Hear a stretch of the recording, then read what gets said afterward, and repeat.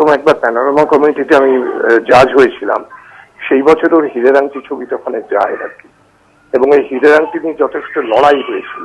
সব বড় বড় পরিচালকদের ছবি বাদ দিয়ে আমি হীরের আংটিটাকে ইনক্লুড করিয়েছিলাম, বলেছিলাম যে বাচ্চা বাচ্চা ছেলেরা ছবি করছে এবং অসাধারণ ছবি ছিল হীরের আংটি, ফার্স্ট ছবিতে প্রমাণ দিয়েছে।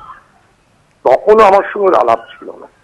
তারপরে কলকাতায় ফিরে আসার পরও আমাকে ফোন করে এবং বলে, বিপ্লব না আমি খুব দেখো গ্রেটফুলের ব্যাপার নয়, আমার একটা ছবি ভালো লেগেছে এবং অসম্ভব বাচ্চাদের ছবি ভালো লেগেছে।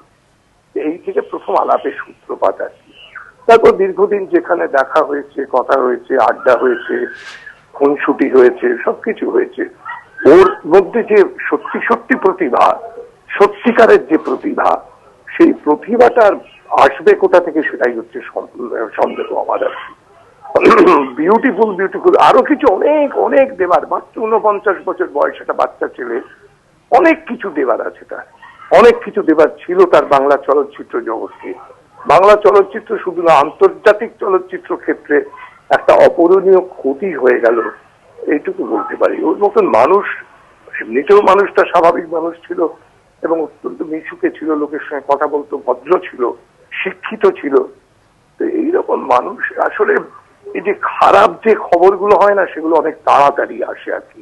খারাপ খবর, ভালো খবর আসতে অনেক দেরি হয়, কিন্তু খারাপ খবর সকালবেলায় উঠে টিভিতে দেখে আমি চমকে গেছি একদম।